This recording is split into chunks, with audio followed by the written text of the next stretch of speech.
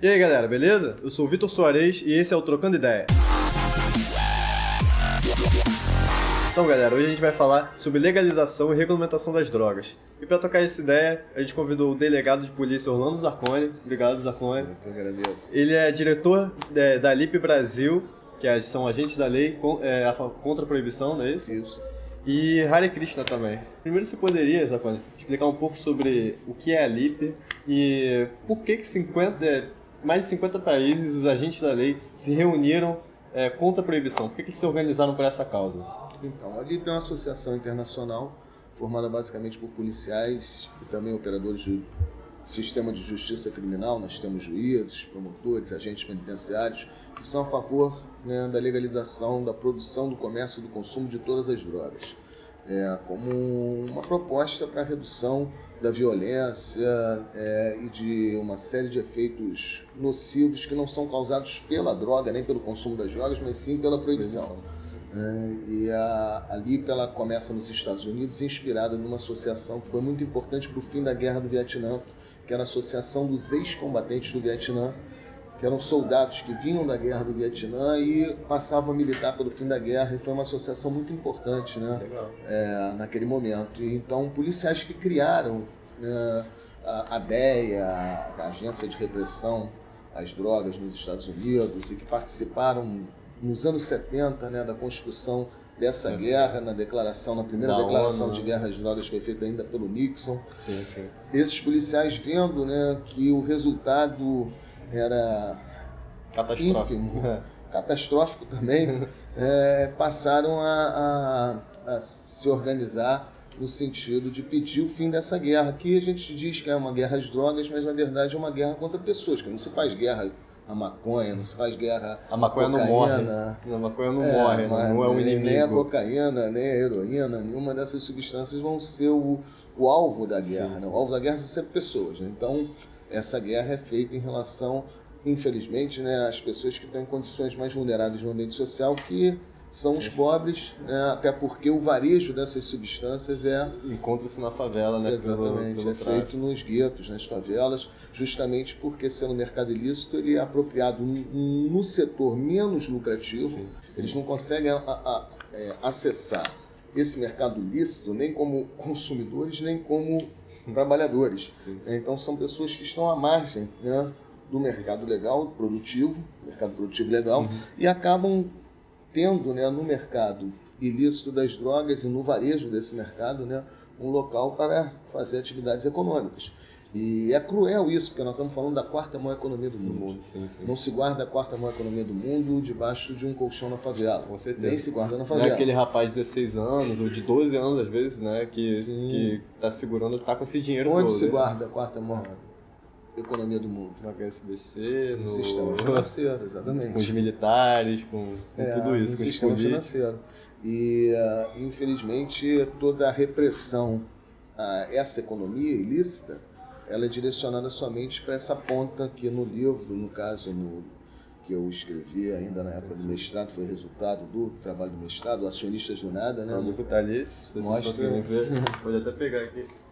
Mostra exatamente isso, né? Como que as políticas repressivas elas acabam desaguando em cima daqueles que estão operando a ponta final do negócio, onde ele tem uma lucratividade insignificante, né?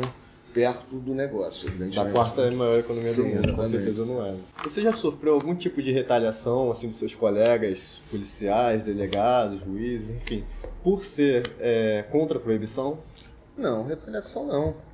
Às vezes você vê um certo ar de deboche, né? Eles me chamam de Zaconha. Zaconha, é muito bom. Zaconha. Mas o importante é que a gente, na LIP, faz uma fala que não é em causa própria. Eu acho que é legítimo que consumidores dessas drogas que são proibidas se manifestem a favor da legalização, porque querem ter, né, descriminalizado o seu consumo. Também é legítimo até pessoas que têm interesses econômicos. Eu não gosto desse papo de que o capitalismo vai se apropriar do comércio dessa substância. Até porque você pode plantar tua maconha. Se fosse legalizado, o cara que fuma pode plantar lá. Então claro, você até rompe um mercado tanto lícito, Sim, no caso. e eu costumo desconstruir esse discurso que o fim da escravatura foi uma conquista capitalista. O capitalismo é que acabou com a escravidão. Acabou com a escravidão, mas agora a gente tem pessoas para explorar financeiramente, para Sim, empregos. mas assim, quem em sã consciência vai criticar o fim da escravidão porque havia um interesse capitalista. Então, os interesses vão existir, evidentemente que nós estamos falando de uma mercadoria, né? A droga passa a ser uma mercadoria porque ela tem um valor. E quando é ilegal, e quanto mais escasso, mais difícil você conseguir aquela substância, como você tem usuários, existe um mercado consumidor, então mais valorizado fica, né? Ou seja, quanto mais difícil conseguir um tipo de substância, e existem consumidores, mais cara ela vai ficando. Sim, e o pior não é nem a questão do preço, né? O pior é toda a violência, corrupção e a deslegitimação do próprio Estado, né? Na repressão ao comércio, à produção de uma mercadoria que é desejada pelas pessoas. Então você vê a questão da maconha, tem pesquisas que dizem que 10% da população mundial já teve contato com a maconha. E você então, quer proibir assim. Como é que você vai proibir E isso? todas as civilizações do mundo, assim, pelo menos até onde eu sei, não sei de alguma que não usou algum tipo de substância para sair da sua consciência, né? Tem o ópio na China, não sei quantos mil anos atrás, o vinho na Grécia, a folha de coca na Bolívia, enfim, você tem em todas as sociedades, desde sempre você tem essa história, né? E a gente tem que aprender a conviver com isso. Sim, né? o proibicionismo faz uma coisa que é cruel, porque sob o argumento de defesa e proteção à vida, à saúde das pessoas no consumo dessas drogas, acaba causando uma ofensa muito maior que a guerra às drogas produz. Hoje, muito mais pessoas morrem ou são afetadas pela proibição e pela guerra às drogas do que pelo consumo dessas substâncias. Eu até pensei em fazer uma pergunta bem relacionada a isso, né? Nós temos uma das polícias que mais mata. Se eu não me engano, a polícia é responsável por 20% dos homicídios. Cada 10 minutos uma pessoa morre no Brasil, né? E de morte violenta. De morte violenta, por homicídios. O que faz mal, realmente? Um rapaz que fuma um baseado quieto na sua, né? Que tá lá, planta só maconha e fuma. O que é mais prejudicial? Ou uma guerra às drogas letal, que gera um mercado letal também, né? O que seria mais perigoso? É óbvio, né? Enfim, o que você acha? Né? Claro, a legalização das drogas se questiona muito, né, a possibilidade de aumento de alguns índices criminais. Se eles não vão vender, sempre eles, né? Sim. Se o inimigo. Essas pessoas que hoje trabalham no varejo das drogas, nos guetos, nas favelas, se as drogas forem legalizadas, elas vão migrar para outras atividades criminosas. Isso é sempre muito falado. Eles vão assaltar, vão sequestrar. Exatamente. Pouco se fala da redução, né, de índices como homicídio. Existem pesquisas que dizem que mais da metade dos homicídios que você fez a indicação aí que acontece no Brasil, nessa proporção, são causados, né, numa relação envolvendo drogas. Seja na briga entre grupos rivais tentando ocupar um território, seja na ação violenta da polícia. A polícia no Brasil mata muito, legitimada por essa guerra. Inclusive a polícia, né, tem um dado também, que a nossa polícia do Rio de Janeiro e São Paulo, juntas, elas matam mais do que todos os países que têm a pena de morte, né, juntas. Eu acho que é 42% a mais. Exatamente. A Anistia Internacional fez uma pesquisa em 2011 que em 20 países que têm a pena de morte, isso era em 2011, eles só não tinham os dados da China. Sim. Foram mortas 646 pessoas. E já nesse mesmo período de 2011, somente as polícias do Rio e de São Paulo mataram mais de 960, produzindo 42% a mais de mortes que em todos os países do mundo. Inclusive a Anistia Internacional faz uma brincadeira dizendo que se a China tivesse produzido a mesma letalidade que os 20 países, dava um empate técnico. É mesmo, é verdade. Então, realmente são números assustadores e que estão relacionados a essa guerra. Eu, no doutorado, fui estudar como se dá legitimidade, porque se diz muito que a polícia mata. A polícia mata, todo mundo sabe que a polícia mata muito. Mas pouco se fala que essas mortes são legitimadas pelo poder jurídico. Sim. Pelo auto de resistência. Porque os autos de resistência, eles acabam sendo arquivados, a maioria deles. Sim, Existe sim. uma pesquisa do professor Michel Misse, da UERJ, em que ele observou que no ano de 2005, mais de 99% dos autos de resistência são arquivados em menos de 3 anos, ou seja, aqueles que foram instaurados em 95 até dezembro de 98 estavam arquivados. E quando o poder jurídico arquiva o auto de resistência, ele está dizendo que essa morte está em conformidade com a lei. Sim. E essa conformidade se dá na construção da legítima defesa. E eu fui estudar, né, e essa obra, esse trabalho, né, essa tese de doutorado vai ser transformada num livro que será lançado ainda esse ano pela editora Revan. E nessa pesquisa eu analisei 300 procedimentos em que os autos de resistência foram arquivados. Eu foquei o objeto de estudo nos pedidos de arquivamento do Ministério Público. Sim. E a construção que o Ministério Público faz da legítima defesa é a construção de que o morto é um inimigo. Sim. Porque os fundamentos que são colocados no pedido de arquivamento são exatamente esses, de que a pessoa que morreu era um traficante de drogas, seja pela juntada da folha de antecedentes criminais, seja por um depoimento de um familiar, né? E muitas das vezes você não tem nenhum elemento ali de resistência, porque você não tem um policial ferido, você não tem uma viatura atingida. Você não tem uma pessoa armada, né? A arma aparece. Sim. O que me chamou a atenção, por exemplo, é a quantidade de granadas que são apreendidas nesses 300 procedimentos que eu estudei. Tinha uma quantidade imensa de granadas sem explosão. Granadas que são encontradas em poder do morto sem ter o pino acionado. Então, não há uma granada que exploda. Elas aparecem sempre sem estarem acionadas.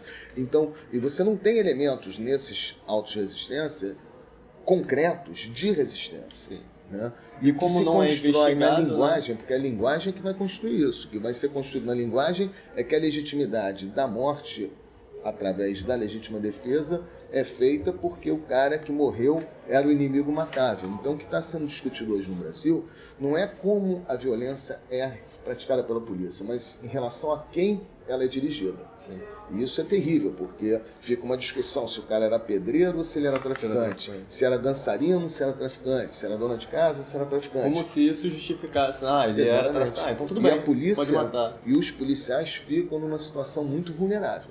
Porque se eles agem de forma violenta e contrariando inclusive os limites do ordenamento jurídico e conseguem, né, neutralizar esse inimigo matável, um traficante de drogas, um criminoso reconhecido, a sociedade aplaude, sim, o poder jurídico legitima, tá tudo ótimo. A mídia exalta. Agora, a mídia exalta. E se por acaso der algum problema nesse processo... Ele segura a bucha, o soldado. Ele segura sozinho, porque o poder político, nesse momento, quando dá errado, diz o seguinte, é um desvio de conduta do policial. Sim. Isso também é uma estratégia para o poder político não se vincular à sua própria política. Lavar suas mãos, porque se der errado, ele não tem nada a ver com isso. Sim. É o policial que é o débil mental. Não, ele que como que se não sabe atuar. Faz parte da estrutura, como se não fizesse parte da estrutura. Como se não fizesse parte de uma política. Sim, sim. Zacone, qual é a diferença da regulamentação das drogas e da legalização? Então, podem ser inclusive sinônimos, né? Porque legalizar é regulamentar. Sim. Não tem como você... E o que existe hoje é justamente um discurso tentando desqualificar a legalização, falando em liberação. Sim. Bom, quando você legaliza, você não libera. O álcool não está liberado. Ele tem uma forma para se chegar no mercado. O tabaco não está liberado. Tem uma agência controladora, né? Aliás, o que vai controlar, né, não é só a legalização, mas a política pública.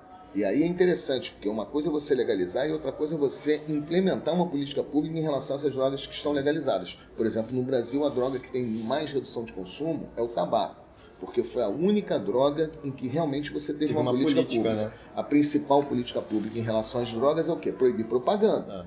Porque não é possível. A droga não pode ter propaganda. O Mujica, no Uruguai, quando legaliza a maconha, ele proíbe a propaganda na maconha na TV e aproveita e proíbe a do álcool. Exatamente. O Uruguai não tem propaganda do álcool na televisão. Então, isso é a política pública que vai fazer a redução de consumo dentro do marco da legalização. Então, hoje é um absurdo no Brasil você ter propaganda do álcool, da cerveja, por exemplo, em horário livre. Sim. De manhã, à tarde. O meu filho, quando liga a televisão para assistir o maior time de futebol do mundo, que é o Fluminense Futebol Clube, ele vê propaganda do álcool 4 horas da tarde. Então, Isso, quando é colocado um projeto de lei no Congresso para restringir o horário, hein? Não é para proibir, restringir o horário da propaganda da cerveja, não passa. E adivinha quem são os deputados que não deixam passar a restrição do horário da propaganda da cerveja? Os mesmos que são contra a legalização dessas drogas que são ilícitas. Então é uma tremenda hipocrisia que, de acordo com o dicionário Aurélio, até poético, né? Sentimento que não se tem. Hipocrisia, né?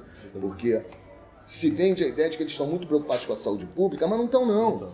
Então essa guerra às drogas e essa distinção arbitrária entre drogas lícitas e drogas ilícitas serve a outros interesses que não são de proteger a saúde, né? A indústria armamentista ganha muito, né? Porque a proibição hoje no Brasil, a última guerra que o Brasil participou foi a Segunda Guerra Mundial, já tem tempo. E a gente já mata, devido a essa guerra, as drogas internas, muito mais do que morreram no Afeganistão, o que justifica a compra de armamentos. Não existe nenhum armamento militar que hoje é adquirido no Brasil sem a justificativa da guerra às drogas. Então ela é uma guerra que ela é construída como toda guerra. Que para na mão dos traficantes também, né? Também. Então, se costuma dizer que essa guerra é fracassada, mas a gente tem que melhorar o discurso no sentido de dizer que ela é fracassada, mas não útil, porque existem outros objetivos que são conseguidos, né, e objetivos econômicos, né, que são conseguidos com a manutenção dessa guerra. Uma vez eu ouvi uma frase que dizia assim: a gente travou a guerra com o inimigo errado. O inimigo certo deveria ser a prevenção e cuidar desses usuários de droga, e não não propriamente dito a guerra às drogas, ao inimigo, ao pobre, enfim. O que é essa frase, né, resumindo assim? A gente trava uma guerra contra as drogas e a gente deixa de lado o início dessa guerra. Por que existe essa guerra? Seria para proteger a sociedade de utilizar droga, os civis. Eu já não acredito mais nisso. Não acredito, mas na teoria. Sendo que a gente deveria, já que esse é o problema, focar não no traficante, na proibição, enfim, focar no como você pode, com a redução de danos, com políticas públicas de qualidade, como você poderia instruir a sociedade para que não houvesse esse consumo abusivo. Assim como tem no álcool, os alcoólatras, a gente tem que tratar disso, não proibir o álcool. Sim, como qualquer droga. Né? Algumas pessoas vão apresentar um relacionamento negativo com as drogas. E outras não, mas você impor a abstenção para todos por conta de alguns... É um absurdo. Isso é autoritário, né? Porque a abstenção, até o Henrique Carneiro, que é um historiador, ele falou muito bem dos princípios morais que regem o proibicionismo, e ele coloca essa questão da imposição da abstenção como um desvio terrível, porque a abstenção sempre existiu. Eu sou vegetariano. Sim. Hari, eu não como carne, mas eu não posso impor para a sociedade inteira que não. Tem pessoas que são celibatárias, que se abstêm da atividade sexual, mas eles não podem impor a toda a sociedade. E na droga é a mesma coisa. Pessoas podem. Eu, sinceramente, acho plenamente legítimo uma pessoa que se abstém de usar drogas, né? Mas ele impor que essa abstenção que é para ele, escolhida para ele, para todos, individual, que é um aspecto totalitário desse fundamento, digamos assim, até religioso, moralista, e moralista da proibição. Sim. É como se a gente, por exemplo, proibisse o açúcar ou a aspirina. A aspirina mata. O açúcar tem milhões de doenças que são... né, devido ao consumo de açúcar, obesidade, enfim. Sim. É como se você também vamos proibir todo mundo agora de tomar café, que também é uma droga, todo mundo de consumir açúcar. Mas isso é extremamente porque eu não gosto, né? de tomar açúcar. Porque a decisão de quais são as drogas que são proibidas e quais as que são lícitas, por exemplo, as drogas lícitas são consideradas drogas do bem. Sim. Né? Tanto que tem propaganda durante o dia todo, cerveja, você tem que ser legal, você só praia. Não, no ambiente social as pessoas falam das drogas ilícitas como fossem drogas de boa, né? Amigos meus que falam que o segredo para passar em concurso é Ritalina para focar e Rivotril para descansar. São drogas lícitas. Ninguém tem vergonha de falar isso numa mesa de jantar. Mas se fosse proibido, a mesma substância com as mesmas finalidades, aí seria diferente. Sim, e é um absurdo, porque crianças estão consumindo Ritalina. Mas você não tem uma campanha do governo federal, Ritalina é possível vencer. Não, porque... Diga não a Ritalina. Lembra da Eliana botando assim? Então, nós vivemos, né, um marco onde essa construção fictícia ela acaba sendo introjetada no ambiente social como uma verdade. E as pessoas olham, né, a droga que mais mata, né, não é nem o álcool, são os farmacos. Assim. Tem pesquisas que dizem que, né, e daí, agora, pô, como é que nós vamos fazer? Inclusive, se você for ler a bula de alguns medicamentos, né, você vê os efeitos colaterais, e é uma lista gigante de coisas, né? Sim, você, em terrível. compensação, a maconha... Qual é o efeito colateral da maconha? Existe, mas se você parar para analisar, assim, quantidade de problemas que um remédio desse, medicamento legalizado tem, é muito mais. Sim, não, com certeza não se proíbe algumas drogas em detrimento de outras pela lesividade delas. Isso não se confirma em nenhum saber que se pretende científico.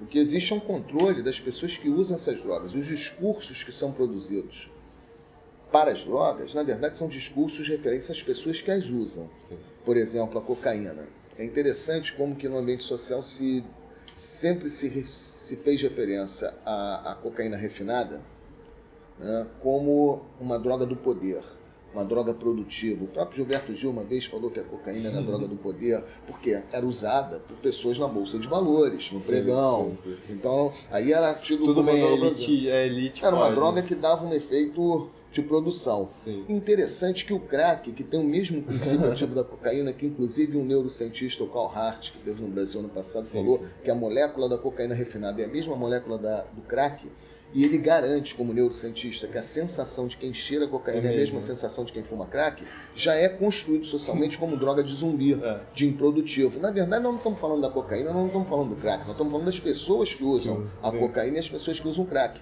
Então, realmente, a proibição também, ela utiliza, né, Tem um certo preconceito, né? a repressão a algumas substâncias como forma de controle das pessoas que fazem uso dessas substâncias. Por isso que hoje o discurso em relação à maconha já ganha uma certa flexibilidade, porque a maconha passou a ser uma droga tão popular que ela não é usada hoje só por negros, como era na escravidão. Antigamente. Por isso que foi proibido, inclusive, né? Sim, hoje a maconha é quase que nem uma cerveja, né? Porque ela é usada por pessoas de faixa etária diferentes, pessoas com idade, classe. gente nova, classe social também, qualquer classe, empresários, desempregados, moradores de rua.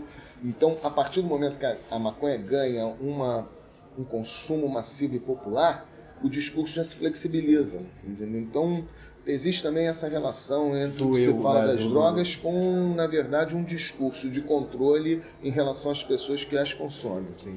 Tem quem alegue que a maconha é abertura para outras drogas, né? Pô, isso é um absurdo. É um absurdo. Você sabe como foi feita a metodologia dessa pesquisa? Não tenho ideia. Pô, nos anos 50, nos Estados Unidos, eles procuraram pessoas que consumiam heroína e perguntaram assim: você fumou maconha antes de usar heroína? Sim. Então a maconha seria a porta de... Se eles tivessem perguntado, você tomou leite? Sim. O leite seria a porta de entrada para drogas pesadas. Quer dizer, então a metodologia tendenciosa. Totalmente, porque o certo seria procurar usuários de maconha e ver entre os usuários de maconha quais que estão ligados a outras drogas. E não precisa fazer pesquisa, porque pelo conhecimento empírico que nós temos, todos nós sabemos que a maioria das pessoas que tiveram contato com a maconha, desses 10% da população mundial, além de não migrarem para outras drogas, inclusive abandonaram o consumo da maconha. E começaram com álcool, né? Também, né? Sim, normalmente você começa com leite. Com álcool. O leite é a porta de entrada para todas as drogas. E acho que essa questão da porta de entrada da maconha para outras drogas está muito relacionada ao mercado ilícito. Porque a partir do momento que você vai lá no mercado ilícito, no traficante, comprar, o cara fala, pô, hoje não tem maconha não, mas tem essa parada aqui, não sei o que lá, eu acho que o também... O que é do CRIO lá do... Sim, da Cone CRIO. Da Cone CRIO, foi... ele falou numa palestra que eu estive com ele, achei ele sensacional, um garoto muito inteligente. Ele falou, olha, a maconha só pode ser porta de entrada para outras drogas se ela é vendida na boca. E você chega na boca, conforme você falou, eles oferecem tudo para você. Exatamente. Porque se fosse vendido na padaria... ia ser porta de entrada para o café da manhã. Vários países estão caminhando, né, pela legalização das drogas. Até o próprio Estados Unidos, que foi um dos primeiros, pioneiro, né, no proibicionismo, essa estrutura. Até ele está voltando atrás, falando, não, essa guerra não é legal, vamos legalizar. Enfim, existe algum exemplo de país assim, que legalizou, que tem uma experiência boa com a droga? E como é a avaliação? Né? Foi bom, foi ruim? Tem mais usuários, enfim, a violência aumentou, piorou?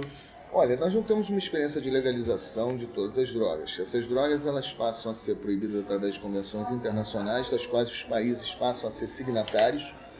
E depois do proibicionismo estabelecido, isso foi no início do século XX, a primeira convenção que proíbe drogas é de 1902, a Convenção de Xangai. Então, foi o ópio, né? Começa com ópio, a cocaína também foi incluída já no início. E o Brasil depois ficou e falou, não, a maconha também, a maconha. O Brasil queria também incluir a maconha, por um viés racista. Por causa dos negros escravos que fumavam. Tinha até um outro nome, né? Como é que chamava? Você sabe? Não sei o que lá. Bango. Acho que era isso. A comissão brasileira, formada por juristas e médicos, né, esse encontro macabro dos saberes jurídicos e médicos, vai na Convenção de Xangai em 1902 e leva como proposta a criminalização da maconha. Os caras na Europa não sabiam nem o que era isso. Maconha. Porque eles usavam como argumento o seguinte, que era uma droga usada por negros e deixavam, portanto, as pessoas débeis mentais, porque eles consideravam negros débeis mentais. Então, esses argumentos racistas, que foram incorporados, inclusive, na legislação brasileira, que foi a primeira nação a proibir a maconha, ainda na época do Império. Né? Uma legislação imperial aqui da capital, na época do Rio de Janeiro, dizia que era proibido aos negros e a qualquer pessoa o pito do pano. Isso. Então, inclusive o Renato Cinco, o vereador Renato Cinco, ele foi uma pessoa que trabalhou muito na divulgação desse aspecto brasileiro da racista, da proibição da maconha. Ele tem um estudo muito bom, ele sempre... Mas, depois de estabelecido o proibicionismo, você não tem uma experiência de um país que tenha a legalização de todo o processo, porque legalização não é só do consumo. Legalização tem que ser da produção, do comércio e do consumo. O que se fala, por exemplo, da experiência da Holanda, que foi a primeira, que era de uma autorização para o consumo de uma das substâncias proibidas, né, que é a maconha. Nos cafés, ela não é uma experiência de legalização, porque até a maconha chegar no café, ela está totalmente... errada. Né? Quase que um milagre a maconha aparecer ali dentro. E por isso, muitas das coisas um dos problemas que a Holanda enfrentou e que hoje são objeto de crítica dos proibicionistas é justamente porque não é uma experiência de legalização. Acho que o Portugal está próximo, né? Sim, que você tem, não são muitos países, conforme você colocou, você tem alguns países que têm políticas mais brandas em relação à repressão, e hoje você tem alguns países pontuais, como o Uruguai, e alguns estados, até no próprio Estados Unidos, né? que já legalizaram a produção, o comércio e o consumo da maconha. Então, essa experiência, evidentemente, que é muito importante, porque a maconha está proibida há muitos anos e começa a vir notícias. Tivemos uma notícia recente que, após a legalização da maconha no Uruguai, não houve uma morte envolvendo o tráfico. Não existe o tráfico. Acaba. Claro, só existe uma maneira de se acabar com o tráfico e com os traficantes, legalizando as drogas. Com certeza. Foi isso que aconteceu na experiência da Lei Seca nos Estados Unidos, quando se acabou com as gangues lá do Al Capone, então as máfias. E se a gente fizer um paralelo do que aconteceu na Lei Seca com o que acontece hoje, é muito parecido. Porque você tem assim a entrada no mercado de drogas muito mais lesivas. Na época da Lei Seca havia um álcool que era colocado no mercado deixando as pessoas cegas, porque se fazia o álcool artesanalmente e não separava o metanol, e o metanol provoca cegueira. As pessoas ficavam muito cegas. As formas de uso eram muito mais agressivas porque tinha pouco álcool circulando.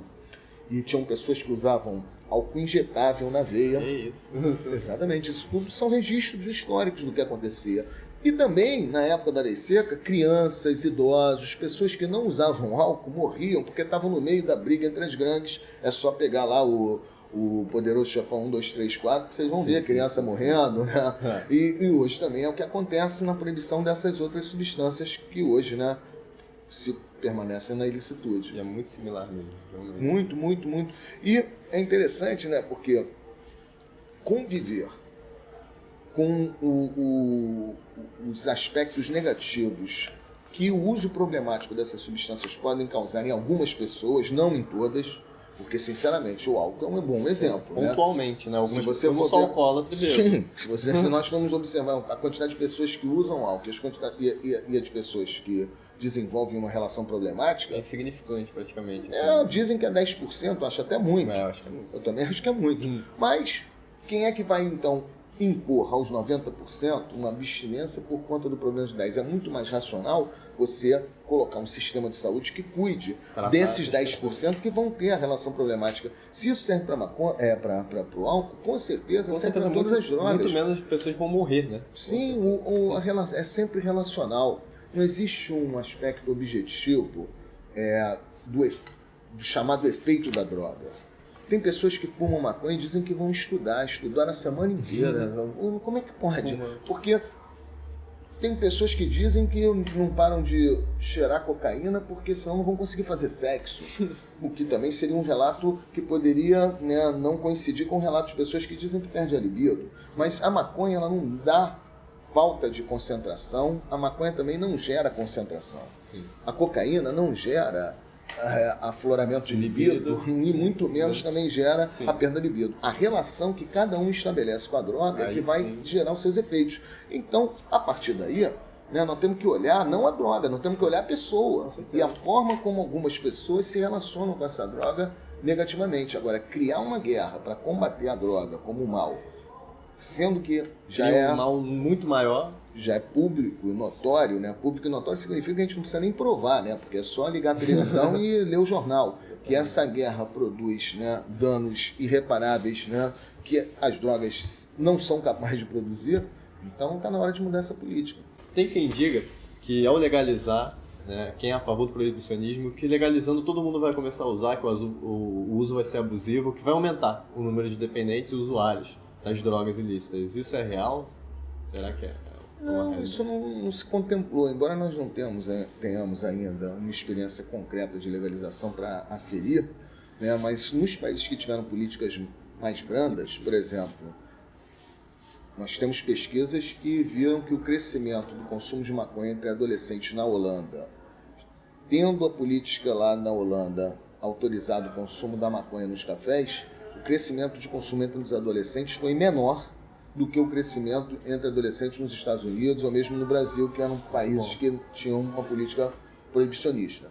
Então, o cigarro no Brasil é o grande exemplo de que uma droga lícita pode ter uma queda significativa de consumo, porque, conforme a gente falou anteriormente, o que vai determinar isso não é a proibição. E nem a legalização também vai frear isso. O que vai frear, né, o aumento do consumo, né, é a política pública, proibição de propaganda principalmente, restrição de locais para consumo, a questão da faixa etária, isso tudo entra na idade, né? Num projeto de legalização, que, conforme você falou, é sinônimo de regulamentação. Galera, obrigado por assistir o vídeo. Eu gostaria de agradecer aqui a Livraria Grama, que deu uma grande ajuda aqui pra gente. Queria agradecer ao Orlando Zarconi por participar, aceitar o convite. E é isso, galera. Se você gostou do vídeo, inscreva-se no canal, compartilhe, curta, enfim, divulgue nas suas redes sociais. E é isso. Obrigado, galera. Até a próxima.